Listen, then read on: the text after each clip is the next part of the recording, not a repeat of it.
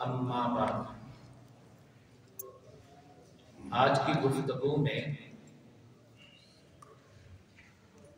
حضور نبی پاک صلی اللہ علیہ وآلہ وسلم کی تربیت یافتہ جماعت صحابہ کرام رضوان اللہ علیہم اجمعین کے بارے میں چند گزارشات پیش کر رہی ہے۔ سب سے پہلے یہ سمجھیں جنہیں ہم صحابی کہتے ہیں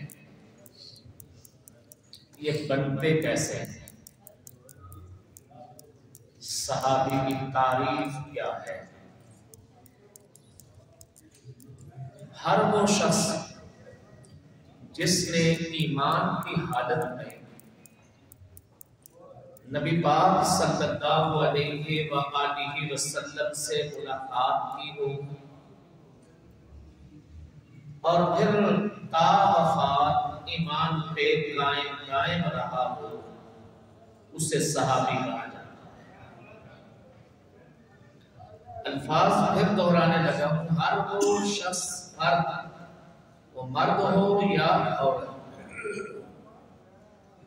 وہ عمر کا بڑا ہو یا عمر کا چھوٹا، جس نے نبی پاک صلی اللہ علیہ وسلم سے ایمان کی حالت میں ملاقات کی، یا جب ملاقات کے لیے آیا اس وقت تو صاحب ایمان نہیں تھا، لیکن پیغمبر علیہ السلام سے مل کے آپ کے ہاتھ میں ایمان قبول کر لیا اور پھر تا حیات وفات تک ایمان پہ قائم رہا تو اسے صحابی کہا جاتا ہے۔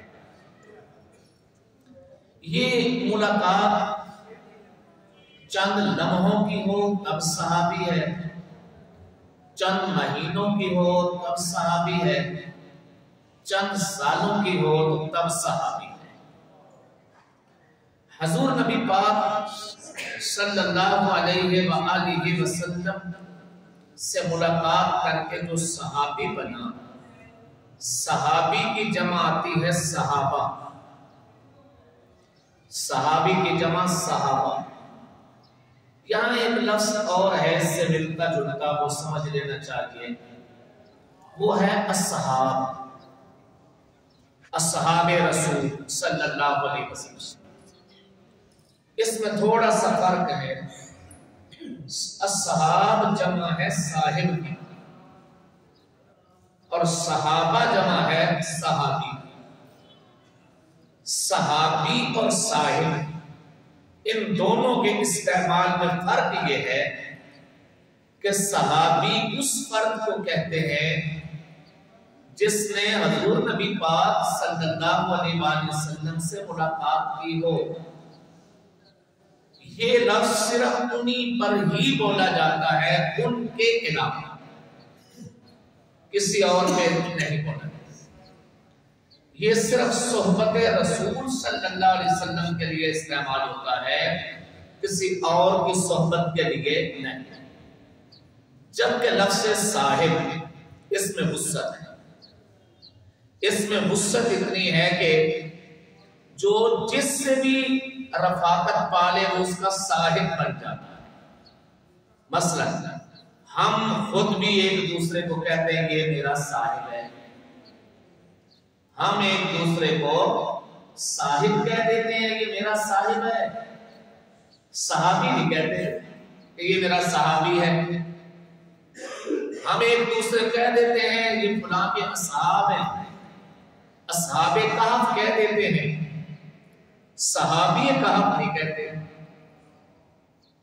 تو صاحب اور صحابی کے استعمال کا فرق یہ کہ صحابہ صرف اور صرف نبی پاک صلی اللہ علیہ وسلم کی جماعت پر بولا جاتا ہے، اصحاب آپ کی جماعت پر بھی بولا جا سکتا ہے اور دیگر پر بھی بولا جا سکتا ہے۔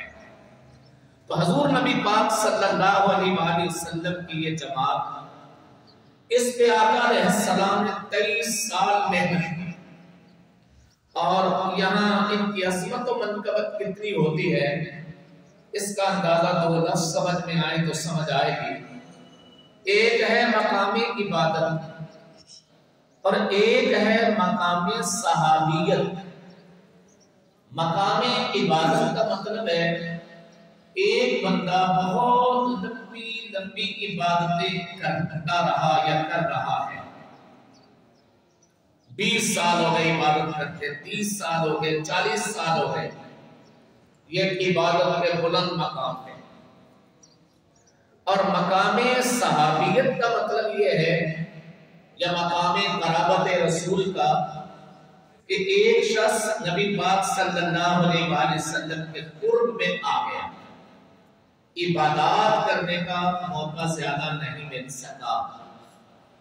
اب 2 رجسٹر ہو، ایک رجسٹر پہ عام امتی آج کے زمانے کا، کل کے زمانے کا، اس سے پچھلے زمانے کا، لیکن وہ صحابی نہیں، اس کی عبادات لکھی ہوئی 50 سالہ عبادات، 50 سالوں میں 50 سالوں کے روزے بھی، 50 سالوں میں 50 سالوں کی نمازیں بھی، 50 سالوں میں ہو سکتا ہے 50 حج بھی، 50 سالوں میں 50 سالوں کی زکاتیں بھی، خیراتیں بھی، صدقات بھی، وہ اس کے نام اعمال میں۔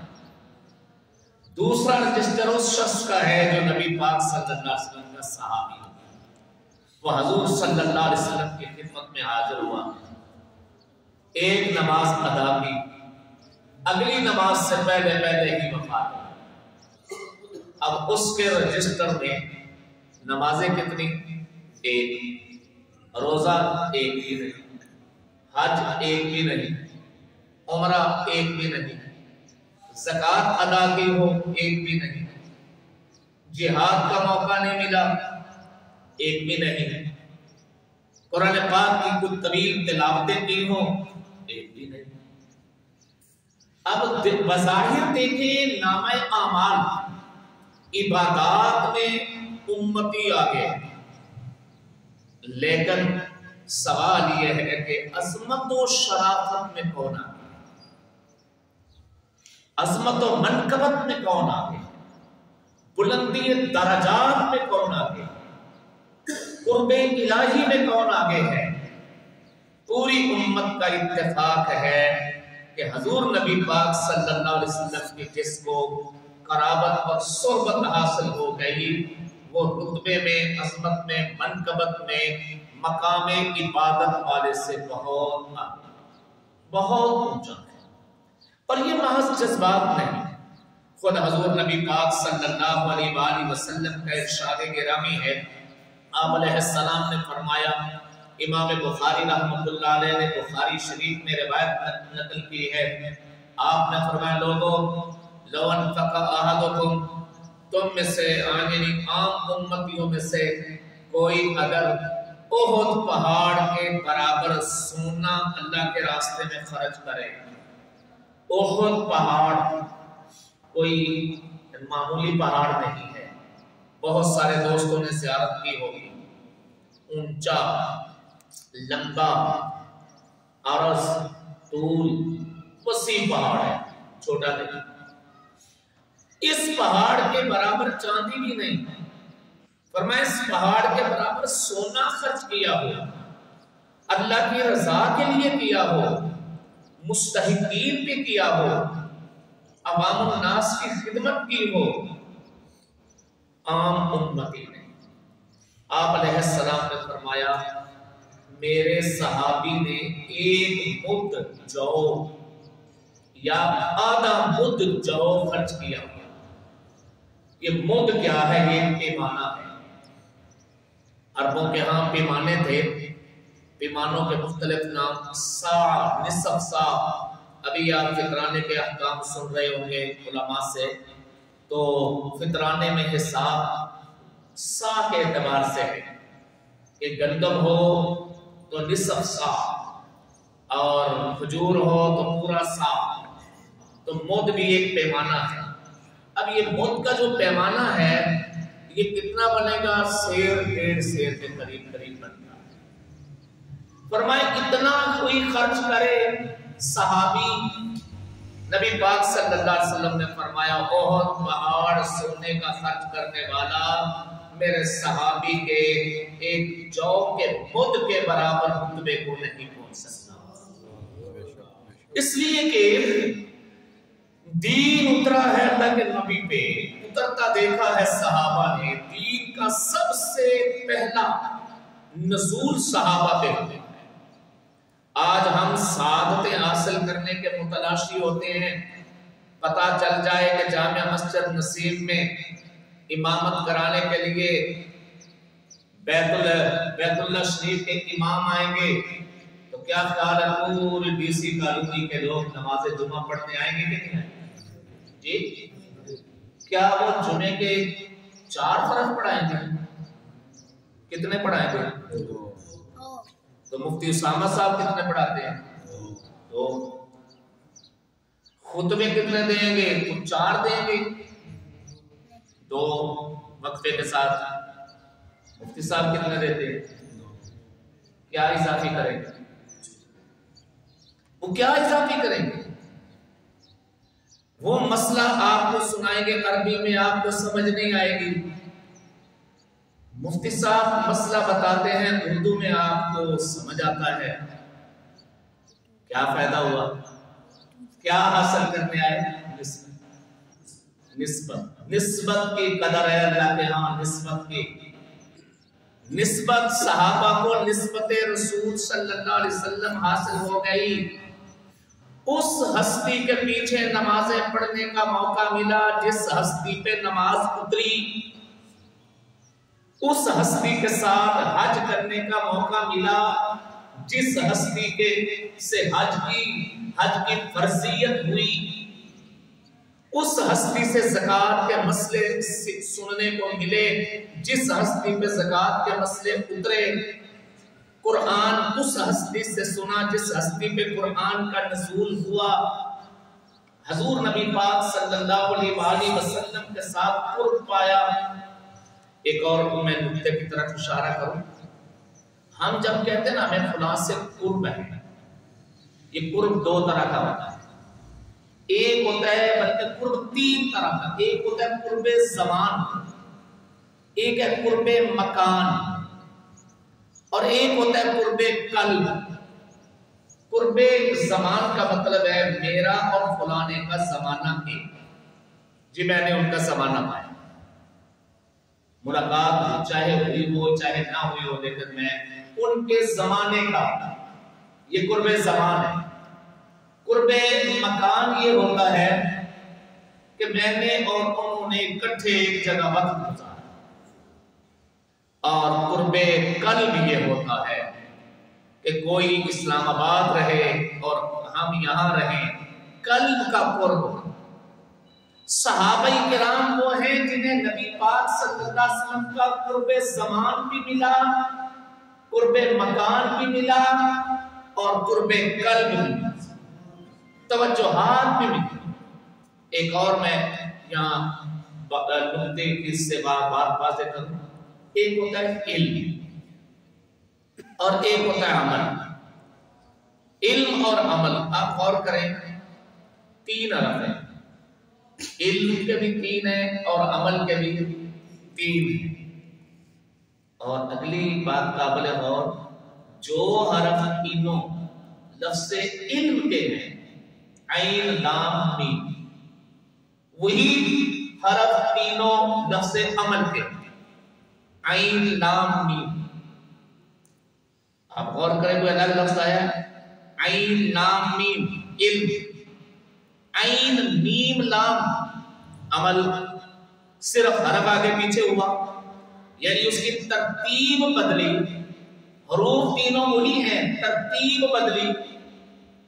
تو علم ہوتا ہے جاننا، اسلام صرف جاننے کا نام ہے، علم کہتے ہیں جاننے کو، اسلام صرف جاننے کا نام نہیں۔ اگر جاننا ہوتا تو ہمیں پتہ ہے نماز ہے، نماز ہے یہ علم ہے، روزہ ہے یہ علم ہے، زکوٰۃ ہے یہ علم ہے، حج ہے یہ علم ہے۔ جتنی بھی پرانی دی ہوئی عبادات ہیں، احکام ہیں، ان کا ایک علم ہے، لیکن صرف نبی علم لے کے دیا ہے۔ قرآن علم ہے، پورے کا پورا قرآن علم ہے۔ قرآن کے اس علم کا عمل اگر کہیں دیکھنا ہے تو وہ نبی کی جماعت میں۔ قرآن کا علم کہاں نظر آئے گا؟ نبی کی جماعت میں۔ اللہ کے پاک پیغمبر کے لیے علم اور عمل دونوں برابر ہیں، لیکن حضور صلی اللہ علیہ وسلم سے اللہ سے ہوتا ہوا علم ذات نبوت پہ آیا۔ ذات نبوت کی حد تک وہ علم تھا، ذات نبوت سے ڈھال کے جس وقت حضور صلی اللہ علیہ وسلم کے صحابہ میں آیا تو وہ عمل کی شکل اختیار کیا۔ تو نبی پاک صلی اللہ علیہ وسلم کی یہ جماعت پوری امت کے نزدیک انبیاء کے بعد سب سے مقدس اور محترم تھا۔ یہاں میں ایک چھوٹا سا اضافہ کر کے بات ختم کروں۔ ہمارے ہاں کچھ بحثیں وہ چھیڑ دی جاتی ہیں جو اہم نہیں ہوتی۔ مثلا صحابہ افضل ہیں، اہل بیت افضل ہیں، صحابہ افضل ہیں کہ اہل بیت افضل ہیں، یہ تقابل۔ دیکھیں جب بھی تقابل ہوتے ہیں نا، تقابل ایک دائرے کا ہوتا ہے۔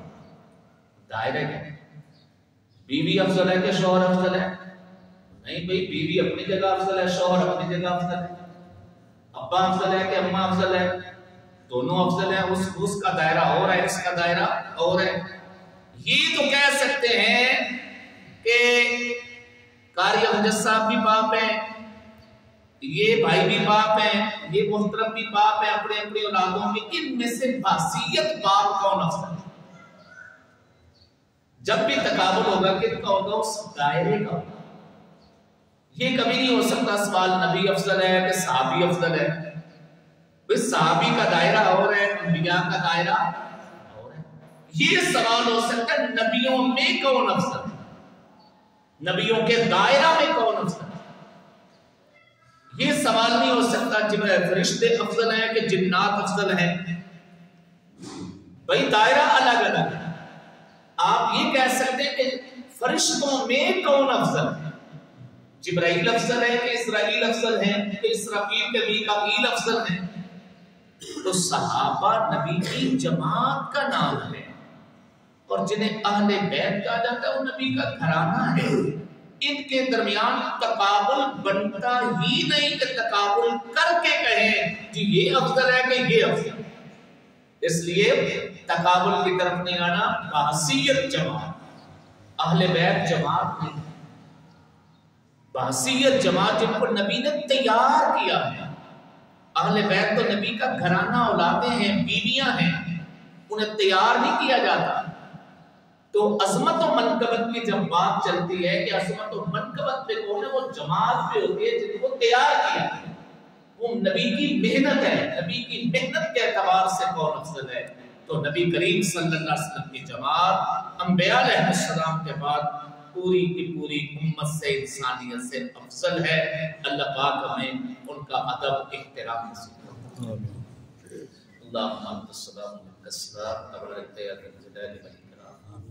ربنا آتنا فی الدنیا حسنہ وفی الآخرۃ حسنہ وقنا عذاب النار۔ رب اجعلنی مقیم الصلاۃ ومن ذریتی ربنا وتقبل۔ ربنا اغفر لنا ولإخواننا الذین سبقونا بالإیمان ولا تجعل في قلوبنا غلا للذين آمنوا ربنا إنك رؤوف رحيم۔ صلی اللہ تعالی علی خیر خلقہ محمد وعلی آلہ وسلم۔